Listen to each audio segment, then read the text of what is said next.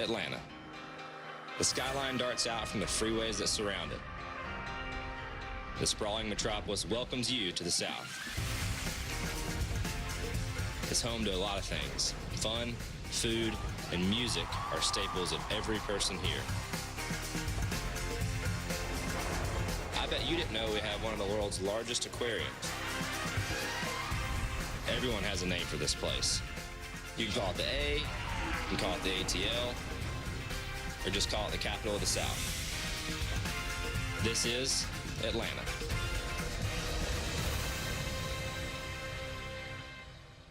Thank you, hometown boy Chase Elliott. So it's week 2 in the NASCAR Monster Energy Cup Series, and most drivers will tell you the season officially starts today. And after the crash fest 1 week ago at Daytona, many drivers could not wait to get to Atlanta. But you know what? This is not the easiest place to get your season on track. Atlanta is bumpy, it's rough, it's unforgiving, and today it is all about hanging on for 500 miles. Welcome to Raceday on Fox, presented by Coca-Cola Zero Sugar, and welcome inside our Race Hub studios. I'm Shannon Spake, Larry McReynolds, Regan Smith here, and Jamie McMurray, who last week was getting ready to jump in the car and race in the Daytona 500. Jamie, you told me yesterday that there were times you would finish this Atlanta race and your fingers would hurt. Why? Well, here's the deal. It's 500 miles. It takes 3.5 hours to run this race. It's slick, it's really fast, and you're always on edge. And I remember getting out of the car and pulling my gloves off, and my fingers and my fingernails would hurt because I'd had a death grip on the steering wheel for so long, and you're so tense inside the car.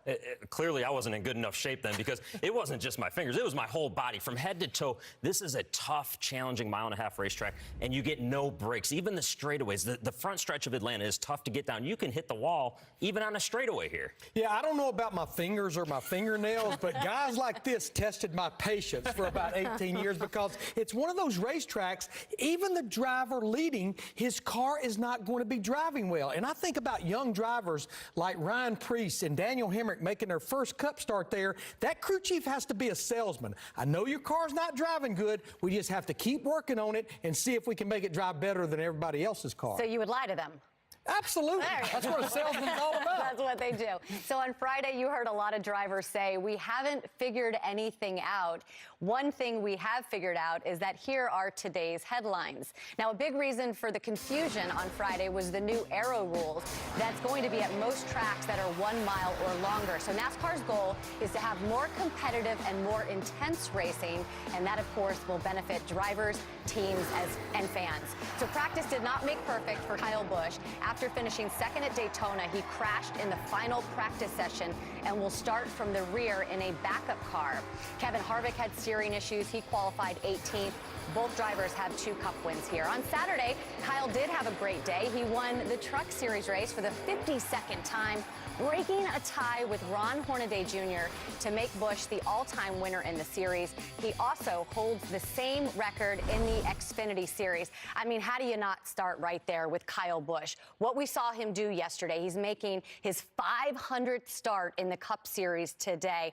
It's so cool to be living in the Kyle Busch era. Well, it is, and when you look at Kyle Busch, to me, the thing that shocks me the most is he's only 33 years old. He's young. He's got a lot of years left ahead of him. He could race for another 12, 15 years potentially at this level. To have 500 starts already and so much success in those 500 starts, it's amazing what he's accomplished. Well, I want to go even big picture, and I want to iterate what you said. 33 years old, just a few years younger than I am. And just think, I mean, he is closing in on 200 wins in the top 3 series. Yesterday in that truck race was 195 wins. I think he'll get to 200 this year. Now, I'm still not comparing it to Richard Petty, but I think that's something when he gets there, and he'll probably get there this year, that we should truly celebrate. It's been unbelievable to see what Kyle Busch has been able to accomplish. I've been a part of a lot of those races, and to be the winningest driver in both Xfinity and trucks, he has 51 Cup wins that we haven't talked about right here.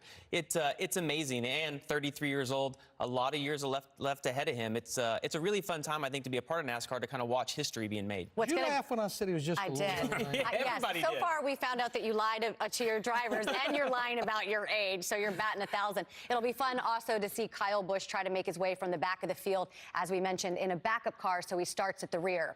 So Darrell Waltrip has won in Atlanta 3 times. Jeff Gordon has 5 wins. Those guys are with Adam Alexander, who is winless in 0 attempts at the 1.5-mile track. Adam? So 5 and 3 is 8, right? Between the two of you guys, that's pretty solid. You're pretty good. Couple of Hall of Famers You're good at too. math. Where do you line mean, up? couple of Hall of Famers? Is that the way you're going to start this? I mean, I wear my ring. I get on him all the time. I say, "Where's your ring?" Shannon put me up to it. Sorry. Maybe someday I'll be in the Hub Hall of Fame, okay? I want to go back to 2001, one of the great moments ever here at Atlanta Motor Speedway. Kevin Harvick, 3 weeks in to his Cup career. It was 18 years ago, of course, taking over for Dale Earnhardt. He gets the victory, edging Jeff Gordon, who could have 6 victories here today. But here's what's impressive. Since he's been at Stewart-Haas the last 5 years, every time we've come to Atlanta, he's led at least 100 laps. Won last year. That started a 3-race win streak, and that would likely make him the favorite here today.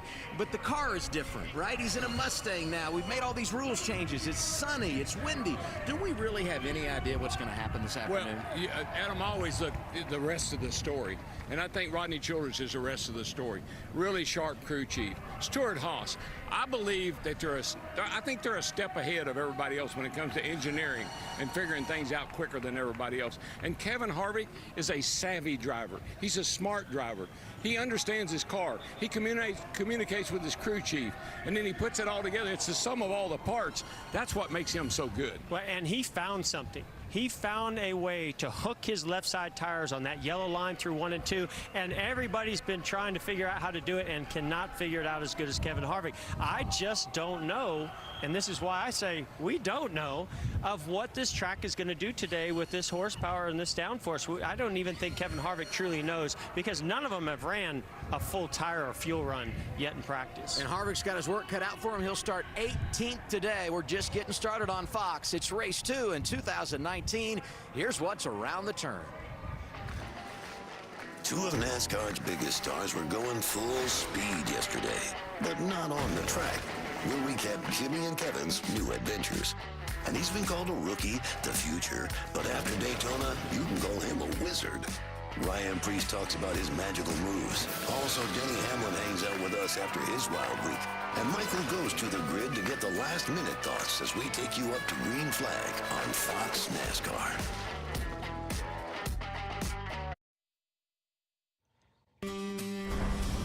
Welcome back to Race Day, sponsored by Coca-Cola Zero Sugar. We're getting you ready for the Atlanta Motor Speedway race, and let's go around the track, show you some of the guys. Driver intros underway, so some of these guys getting ready right now to climb in those race cars and start race number 2 on the season. He started the season off, right? Broke a 47-race winless streak. Needed that win bad. He'd be okay with this week continuing on after that win last week. That's right. And there you go. Take a look at those 2 guys. Do we have a little sighting? Cash? Is that Cash? That's Cash, right? Yeah. It is Cash. Yes, Eric Marola, our pole setter for He's getting today. ready. Front row right there. Well, they were 2 fastest in practice, yeah. Brad looks a little healthier today. I don't see him hunched over or anything. So They said Austin Cindric is on standby for Brad. He's been dealing with a stomach flu. There's a guy That's in the the other front part row. of the front row right there. Ricky Stenhouse Jr. actually had a pole one time at Atlanta. We spoke with him in the show earlier today. That's Matty D right there. He led a whole lot of laps in the Daytona 500. Didn't get the finish that he wanted. And there's my pick to win the race. He's got his rally cap on, too. He must be feeling it today. Is that backwards? That's what that means? Yeah. I didn't know that. Really? 2 of the last 4 races at Atlanta, he's been to victory lane. That's right. William Byron, you saw him pre-race. He was like listening in. He was. To what Kevin Harvick and all those guys were saying. I would soak it He's a true all student of the game. A if good one I were there. him. There's Ryan Preece. Last year when he was in some of the Xfinity Series races, I think everyone looked at him and thought, give this kid a ride, because he's just such a great story and certainly a good little racer as well. So last Sunday, during the closing laps of the Daytona 500, fans in the stands started chanting, "Let's go, Ryan." So the Ryan they were cheering on wasn't a Newman, it wasn't a Blaney, it was Ryan Preece, who you just saw. He made some magical moves to bring it home 8th last week. Hey, I'm Ryan Preece, and here's some things you may not know about me. Back in the day, I grew up racing against Joey Logano at my local quarter midget track in Silver City in Connecticut. Super cool. I had Ryan Preece behind me, and We grew up racing quarter midgets at Silver City Quarter Midget Club in Meriden, Connecticut, and to be racing against each other in a Daytona 500, that's probably the coolest thing, to have him pushing me behind there. So I actually used to race in the Wheel and Modified Tour full time, and I won the championship back in 2013. Last week was not only my first Daytona 500 racing, but it was my first Daytona 500 attending. To be able to finish 8th was a great start to our year, and obviously a good little stat to go up for my first Daytona 500. But what everybody really wants to know is how I navigated those wrecks. One of the benefits of wearing the Fox Visor Cam is the access to their exclusive Fox NASCAR traffic app. Careful, major crash ahead. Cars spinning like teacups at Disneyland. You have witnessed an accident. You may be required to testify in court. Now close eyes and drive straight through. Perfect. Man, that app pays for itself. My Waze app does not say that. That sounded like I-77 every single day very, right there. very true. What can we expect out of Ryan Preece this season, Regan? Well, I'm excited for Ryan Preece and his opportunity. He's as blue collar of a race car driver as there is. He knows every part and every piece of every race car he's ever driven in. And here's a guy who bet on himself. He bet on himself to get that opportunity in the Xfinity Series. It paid off with a Cup ride. I can't wait to see his season. He's a true short track racer. Everybody that makes it to this level has a story, and Ryan Preece's story is as good as anyone about betting on himself, running those Xfinity races last year.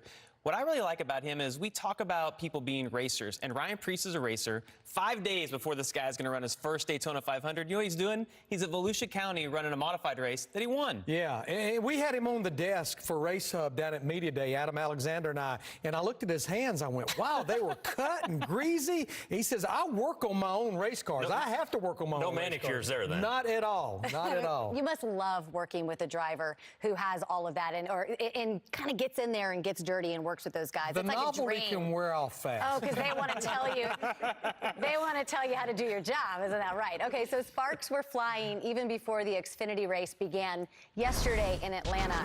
The sparks were in the broadcast booth as Adam Alexander was joined by Kevin Harvick and Jimmy Johnson. Kevin obviously has been an analyst more than a few times. Jimmy was making his rookie broadcasting debut. I never thought I would say that. Jimmy Johnson is a rookie. They both did pretty well. I did not see yellow tape on the back of his suit. We should have done that.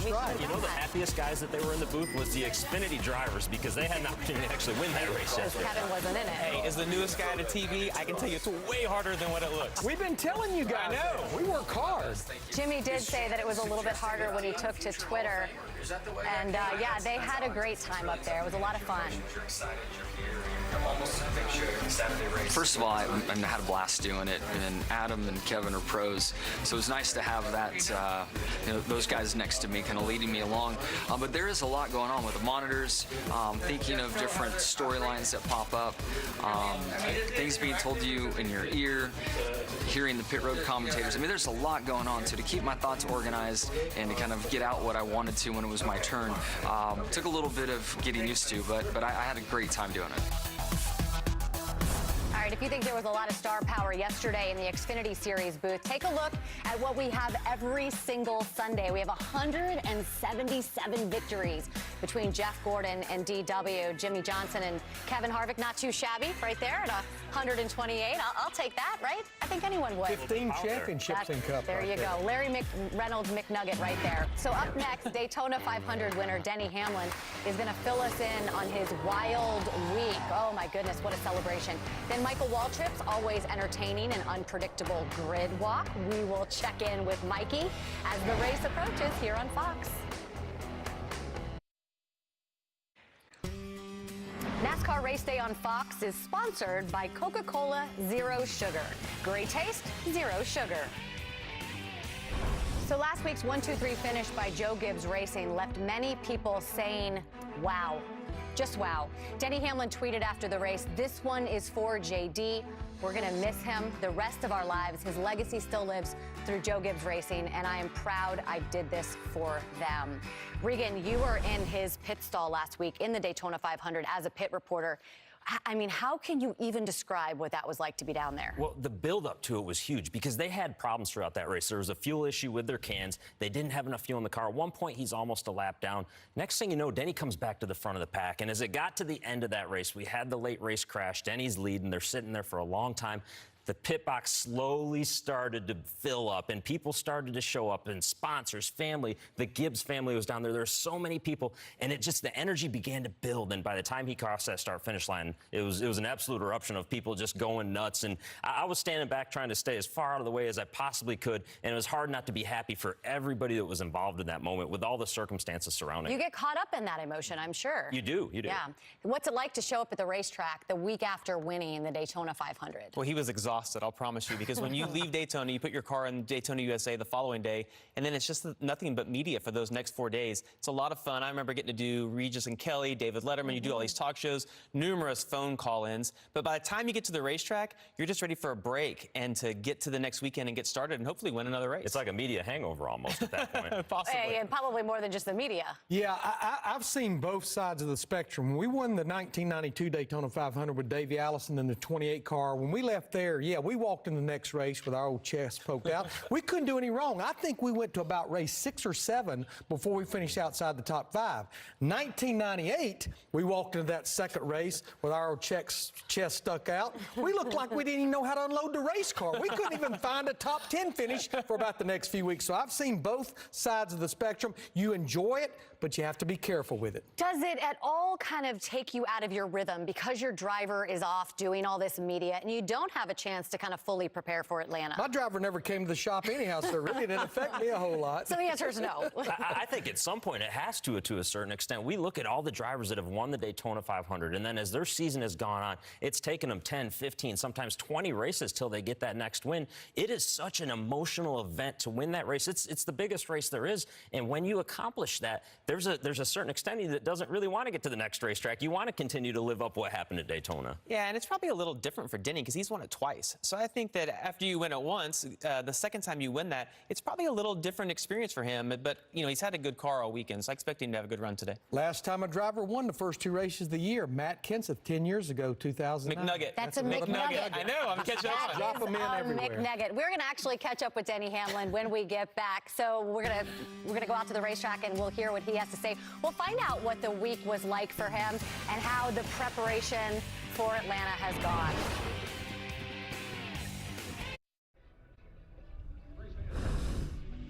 Congratulations on winning your second Daytona 500. Charles Barkley actually texted me just a few minutes ago, and Michael Jordan last night sent a text out. You're actually calling Michael Jordan? Yeah. Oh, my God. Brother. What's up? That's Michael Jordan? Congratulations. Thank you, man. All right, Daytona 500 champ, thanks for squeezing us in. Congrats again. The week after the Daytona 500 is very, very tough, but the rest of your life's pretty good, too. You know, special to me to hear Joe talk about after the race is over, it was his biggest win that he's ever had in his professional career in any sport. Coach obviously lost his son. We were able to dedicate that win to him, and this entire year I'm going to donate $111 for every lap that we lead to his legacy fund. We are back live at Atlanta Motor Speedway, and let's do this ride. We are here with 2-time Daytona 500 champion Denny Hamlin. I know it's been a busy week. What's been your favorite part, Denny? Just going through the media tour. I was a little bit more prepared for it this time around than I was the first time around. But certainly it's just a lot different. You know, the first one, it was like, you know, elation. Everyone was just going crazy, and this one was just like a little more subtle. We had, you know, the end of the first one, the laps were clicking by, and next thing you know, the race is over. This one, we had red flags, and so I had a little more time to think about my thoughts, which were weird. Denny, I know you know, and 3 years since you won the last one, and you mentioned it, you know, that you could absorb this one a little bit more. So you got to tell us, you're a fun guy. You like to have a good time. Surely you found a little bit of time in there to celebrate. I had one night, Wednesday night, to spend it with my buddies. But what do? We go to a karaoke bar. I love to sing. Nice, I like it. So, Denny, I got up Monday morning, I picked up the paper, and I saw this picture of you, and I love this picture because, first of all, you could see it was the smile of a winner, but it was also the smile of a man that seemed like had a big relief to get that win behind you. Last year, not so good. This year, off to a great start. What has made the biggest difference in the offseason? A lot of preparation. I mean, I've really, you know, worked hard this offseason to try to, you know, make sure and analyze everything, analyze our weaknesses, and try to figure out what we can do to make our team better. But I tell you, this whole FedEx team is revamped in a lot of different ways, from the crew chief down to the pit crew to the A team, B team, everyone. This is a really different team than we had in the past, but I'm really excited about it. Excited about what Chris brings to the table, and hopefully we can continue that upwards trend today.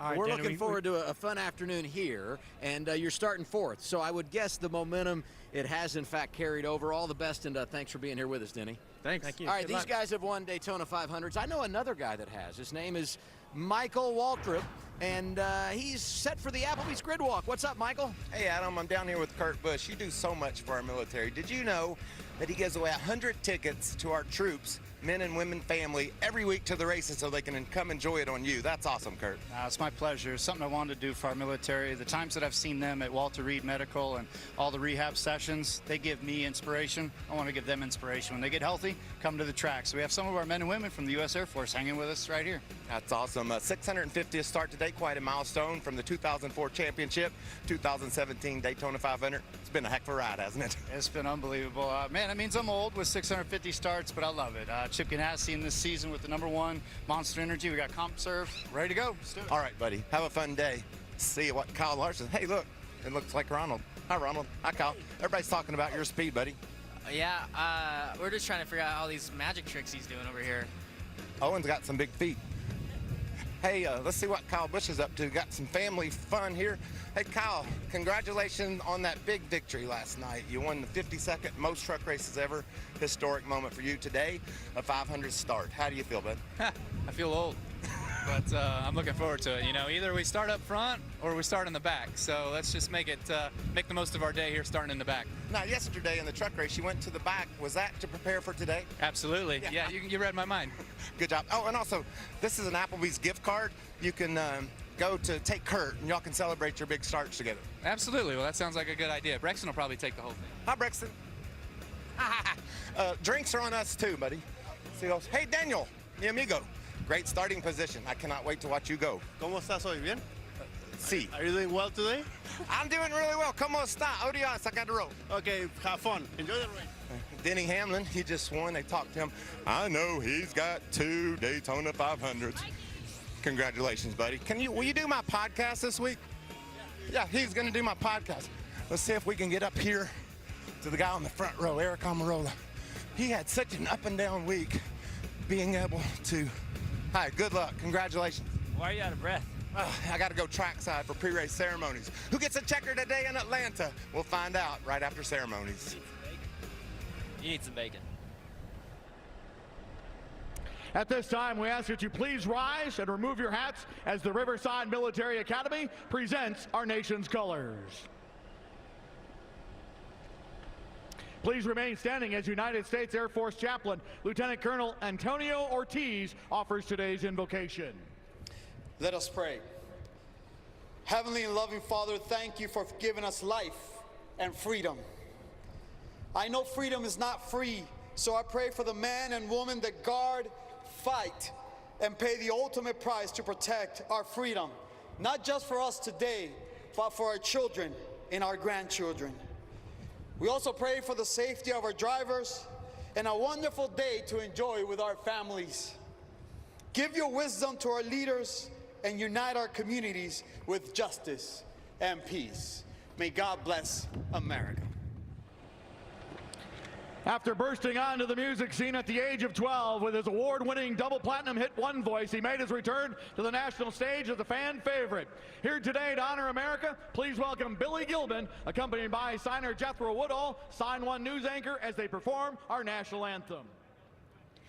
Oh, say, can you see by the dawn's early light what so proudly we hailed at the twilight's last gleaming, whose broad stripes and bright stars through the perilous fight o'er the ramparts we watched were so gallantly streaming, and the rocket's red glare,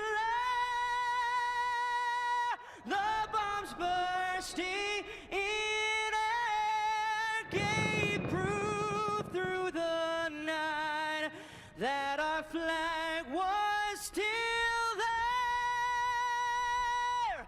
Oh, say does that star-spangled banner yet wave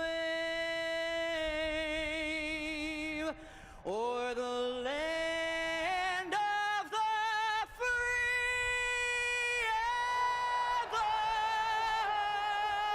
and of the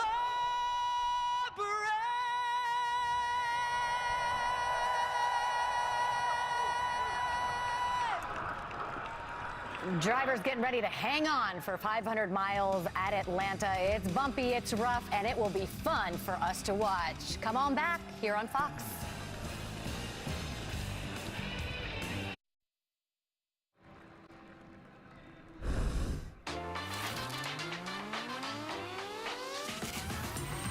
Front right or front rear?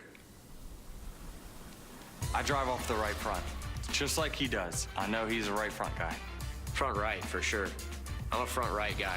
Front right, right front tire. 9 times out of 10, the right rear, which means you drive the car looser than tight. Right rear. That is my dirt background coming into play. The looser the car, the better things turn out for me. The one that you respect the most is that right rear. That one loses grip. So do you. You know, I've never really agreed with people that say some guys drive off the right front and others drive off the right rear. The whole separating that, maybe I'm just the weird one that's somewhere in the middle. Yes, I drive off of both right side tires. And I also like to include the lefts as well, because when you have 4 tires, that's better than 1, 2, or 3. Wait, what did you guys drive off of? I was always more worried about that right front. I Right didn't want front? that thing to blow. Right front? I wanted both of them to work. Both of them, yes, that's good. You know, one thing I've noticed today is it's a lot different, the temperature and the weather, than what we've had all weekend. About 66 degrees out there, and there's 19-mile-per-hour wind gusts. That's going to play into this race today. So the big thing at Atlanta is that it rained last night. This track, when it's green, has the most grip. So the first lap is going to have the most grip. Every lap after that, it's going to have less. It's going to get slicker and slicker and slicker. And the sun has come out today, so it's going to be a big challenge for these guys. Yeah, the wind and everything that we're talking about is going to throw these guys for a curveball that they weren't expecting today when they went to bed last night. Cloudy all weekend long, sun's out, as you mentioned. It's going to be a lot of fun for us to watch. Elbows will be up in these race cars. These guys are going to have to work their butts off today. First mile and a half of the season, and of course that sets us up for the rest of the year because we have so many of them on the schedule. All drivers will say that this track has a lot of character. There's also a lot of character in the booth. Mike Joy, Darrell Waltrip, Jeff Gordon, take it away. Shannon just called us characters. It's a beautiful day for a motor race here in Atlanta. The sun is shining, 60 degrees, totally unlike anything we have seen this weekend, but we are ready to go on a great sunny Sunday in Atlanta. We are joined today by a very special group of Americans of whom we are most proud. For today's command, please attend to the video screens. I'm Brigadier General Dale Alford, an Atlanta native and the Commanding General of Task Force Southwest. And these are some of the Marines and sailors currently serving along my side here in Helmand Province, Afghanistan. We're coming to you from halfway around the world to say, drivers, start your engines!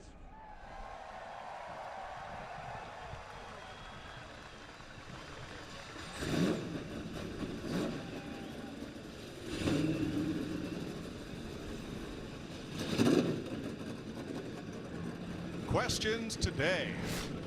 Denny Hamlin, can he back up his Daytona 500 victory? Eric Almirola runs from the pole.